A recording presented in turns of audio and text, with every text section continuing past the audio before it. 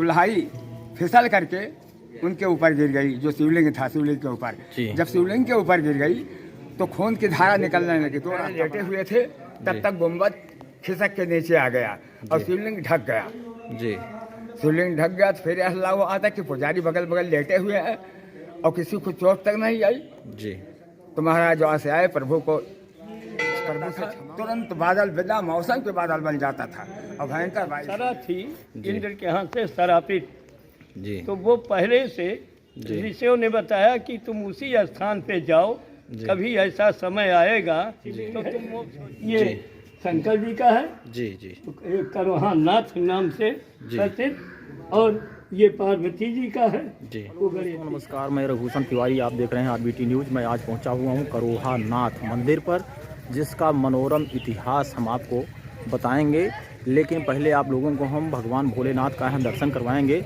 ये करोहा नाथ मंदिर जो है ये बहुत ही प्रसिद्ध मंदिर है, जहाँ पर भगवान भोलेनाथ का कई जगहों पर जो है दर्शन किया जाता है। उसी क्रम में यहाँ भगवान भोलेनाथ करोहा नाथ जो है ये मंदिर है, आप देख रहे हैं करोहा नाथ मंदिर जो है बहुत विख्यात मंदिर है। यहाँ हम यहाँ पहुँचे हुए हैं, आप सभी को मंदिर का दर्शन कराएंगे, उसके विषय में दिखाएंगे, उसके तत्पश्चात हम आपको जो है ले चलेंगे। पहले भगवान भोलेनाथ का मंदिर है, आप देख रहे हैं कि हम जो है आपको मंदिर शिवजी करोहानाथ, यह शिव स्थान अनुमानित 700 वर्ष से अधिक से विख्यात है, जिसको श्रीमान महाराज राजा रघुराज सिंह जी देव श्री VEL सी ने विक्रमीय संवत 1963 में संगमरमर से निर्मित कराया। Karohanath Shiv temple, this is said to be in prominence for over 700 years. The new marble temple has been built by Shriman Maharaja Raghuraj Singh Ji Dev VEMLC in 1904 AD। आप देख रहे हैं उर्दू में भी लिखा हुआ है नीचे, और इसको हम पढ़ नहीं सकते, लेकिन ये मंदिर काफ़ी पुराना है, इसका इतिहास जो है काफ़ी पुराना है। देखिए कि यहाँ अभिलाषी जो है आते हैं और दर्शन करते हैं।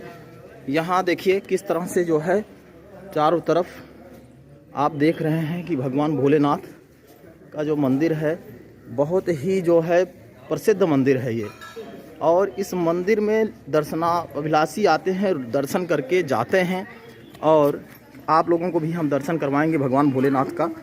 देखिए किस तरह से ये जो है भगवान शिव जी का जो है शिवलिंग है, आप देख रहे होंगे। यहाँ जो है बहुत ज़्यादा भीड़ होती है, लेकिन आज जो है अभी इसलिए भीड़ नहीं है क्योंकि यहाँ कोई मेला नहीं चल रहा है। नहीं तो जब मेला लगता है तो यहाँ भीड़ बहुत ज़्यादा होती है। आप देख रहे हैं कि किस तरह से यहाँ जो है ये देखिए लोग अपनी मनौती मानते हैं, और जिनकी मनौती पूरी हो जाती है वो जो है यहाँ घंटा बांधकर चले जाते हैं। देखिए किस तरह से जो है ये मंदिर है। यहाँ जब मेला लगता है तो बहुत ही विशाल मेला लगता है, बहुत ज़्यादा भीड़ रहती है। आप देख रहे हैं कि यहाँ अभी भी जो है जल चढ़ाने वाले लोग यहाँ हैं, उपस्थित हैं। कथा यहाँ चलती रहती है, श्री सत्यनारायण व्रत कथा जो है लोग करते हैं। यहाँ पर जो है पंडित पुजारी सब लोग रहते हैं विचारने के लिए। देख रहे हैं आप किस तरह से यहाँ पर कथा चल रही है। अब आइए आपको हम जो है कुछ लोगों से मिलवाएंगे जो इनके भगवान भोलेनाथ का जो ऐतिहासिक महत्व है यहाँ के बारे में बताएंगे। जो है संत हैं, जो संत के बेस में हैं, पंडित जी हैं, हम उनसे जानकारी लेंगे कि यह मंदिर जो है कब से बना है, इसका ऐतिहासिक महत्व क्या है, और इस समय कितना प्रसिद्ध है, क्या ये ज्योतिर्लिंगों में भी आता है। पंडित जी आपका स्वागत है हमारे इस चैनल में। हाँ, ये जो है ये आप बताइए कि ये जो है ज्योतिर्लिंगों से बाहर है। जी जी। और ये मंदिर त्रेता युग में जी काल नेम राक्षस ने स्थापित किया था। जी। हनुमान जी सजीवन बूंटे लेने जा रहे थे जी। उस समय रावण ने जी। काल नेम से कहा कि मार्ग अवरोध कीजिए जी। ताकि लक्ष्मण जिंदा न हो, जी आप मर जाए। आपको एक सेकंड हम रोकना चाहेंगे। हाँ। ये जो है पूरा इतिहास चाचा जी ने हमको बताया है, आप जो हैं जी। पंडित जी ने, हाँ। थोड़ा और इससे इतर जो है आप बताएं। तो थोड़ा बाकी यही से बताएं आपसे। जी जी जी हाँ, तो वो जो है यहाँ काल नियम स्थापित कर धर्म धुरंधर महंत बन के बैठा। जी हनुमान जी ने उससे पानी मांगा, जी। उन्हें कमंडल दे दिया। जी तो हनुमान जी तर्क करने लगे जी। कि जो ओरिजिनल संत है वो जी। कभी अपना कमंडल नहीं देता, जी वो स्वयं उठ करके जल पिला देगा। जी तो जब जाके जल डुबोने लगे, भरने लगे, जी तो एक अप्सरा थी जी। इंद्र के हाथ से शरापित। जी तो वो पहले से जी। ऋषियों ने बताया कि तुम उसी स्थान पे जाओ, जी। कभी ऐसा समय आएगा जी। तो तुम मोक्ष हो जाओगे। जी जब हनुमान जी जाएंगे जी और वहाँ जल भरेंगे जी तो भविष्य उन्होंने बताया आगे, जी। तो उस समय तुम जाके उनका स्पर्श करना। जी तो मकड़ी बन के भगी और आई, जो दाहिने पैर से होते ऊपर हुई, फिर अप्सरा बन गई।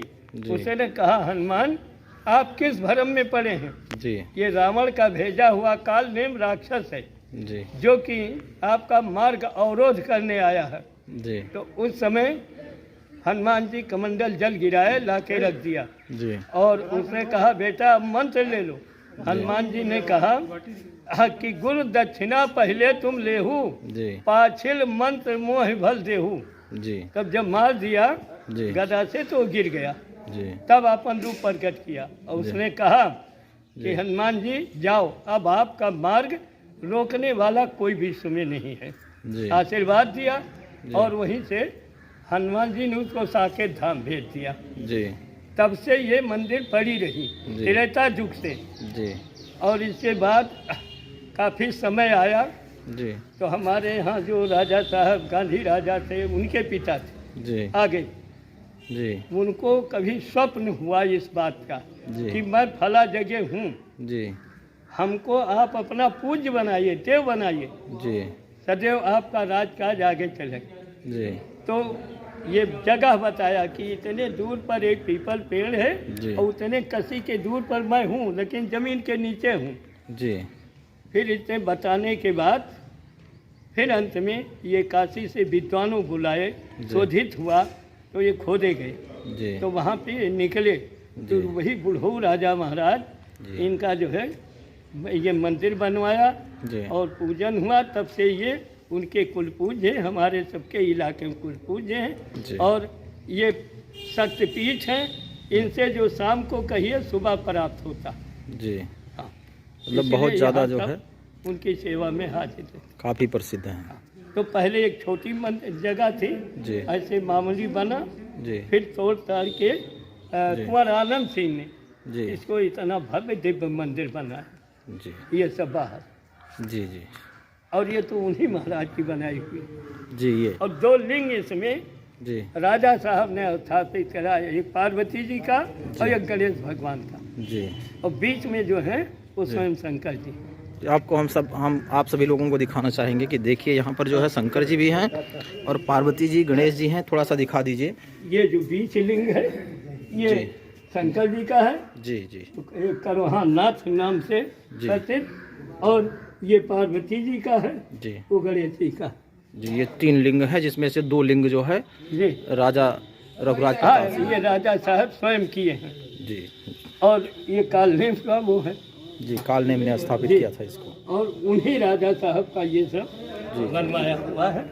जी है कि जो है इसका त्रेता युग से जो है इसका जो है रहस्य जुड़ा हुआ है। यहाँ कुछ और लोग हैं, हम उनसे भी बात करेंगे, जानेंगे कि क्या जो है ये भगवान भोलेनाथ यहाँ पर किस तरह से जो है लोगों को आशीर्वाद प्रदान करते हैं, किस तरह से जो है लोग यहाँ आते हैं और कितने लोग आते हैं और किस तरह से लोगों को फ़ायदा होता है। क्या नाम है आपका? रघुनंदन गिरी।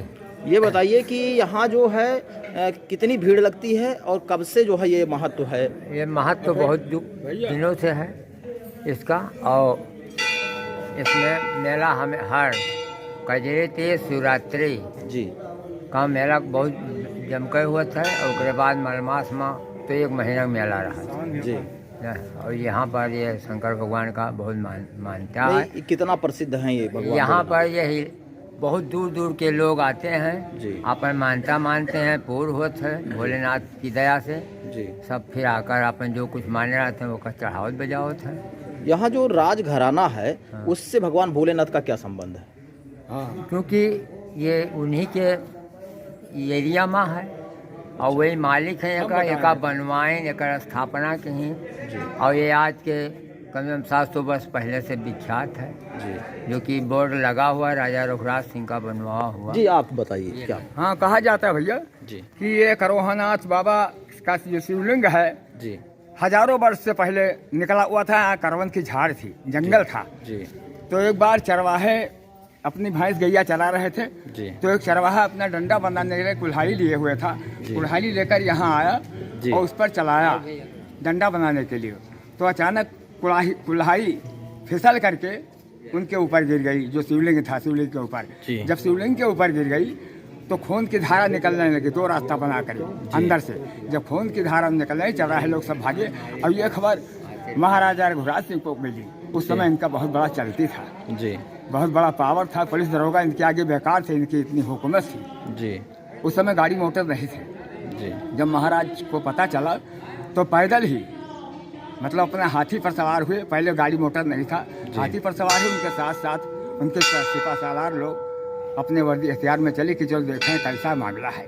जी। यहाँ पहुँचे तो काफ़ी आदमियों को लगा दिए इसके किनारे किनारे खुदाई के लिए, शिवलिंग के लिए किनारे किनारे खुदाई के लिए काफ़ी लोगों को लगा यहाँ दिए। जो शिवलिंग है इसके किनारे किनारे। हाँ, खुदाई के लगा दिए। काफ़ी दिनों तक खुदाई चलती रही।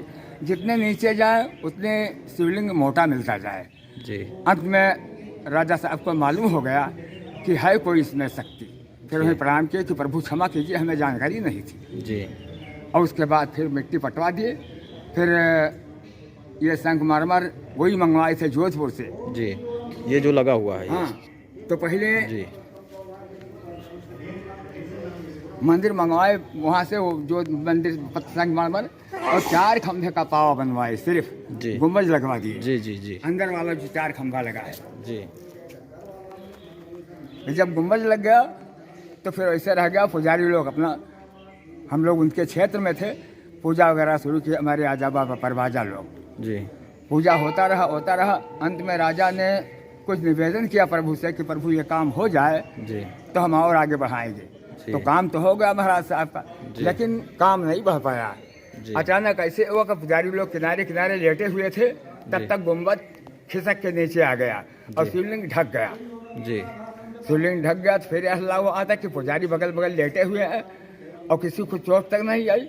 जी। तो महाराज वहाँ से आए, प्रभु से क्षमा मांगे और उसके बाद फिर से और पत्थर मंगवा के तब 16 पावा का ये संगमरमर की मूर्ति बनवाए। और उसके बाद तभी से मूर्ति जिसमें 16 पावा है। बहुत बहुत दूर दूर से लोग आते जाते हैं। जी। हाँ, जब भी प्रजा में कोई तकलीफ होती थी, खेती में सूखा पड़ जाता था, तो महाराजा साहब पैदल ही आते थे और भगवान का ये खंभा पकड़ करके, पावा पकड़ के थोड़ी देर विनय करते करते प्रेम के आंसू उनके आंखों से गिरने लगता था। जब आंसू गिरने लगता था तुरंत बादल बिना मौसम के बादल बन जाता था और भयंकर बारिश होने लगती थी। जी। फिर उसके बाद ये नियम बना दिए कि जब भी पब्लिक को कोई दिक्कत आएगी, पब्लिक मिल करके भगवान शिव को दूध से स्नान कराए, उनका घड़ा भर दिया जाए, कल आयखा भर दिया जाए। भरा हुआ है। हाँ, इस समय दूध नहीं भरा है, मतलब आयखा भर दिया जाता दूध से। जी। फिर भगवान पहले राजा साहब अपना स्वयं दूध चाहते। जब आयखा भर जाता था, किसी को दूध बेचने के लिए उस दिन आर्डर नहीं था, कोई दूध बिकेगा नहीं, सब यहाँ दरबार में आए। राजा साहब खुद अपने ऐसा पूरा दूध ले आते थे। जब आयखा भर जाता था, फिर भी भोलेनाथ जरा सा हिलते रहते थे, दिखाई पड़ता था कितना भी दूध भर जाए, लेकिन भोले बाबा छिप नहीं पाते थे। जी। अंत में राजा दुखी होकर फिर प्रणाम उनको करते थे, चले जाते अपने उधर। पानी बरसात हो जाती थी अच्छी खासी, फसल पैदा होने लगता है, पब्लिक इससे सुखी हो जाती थी।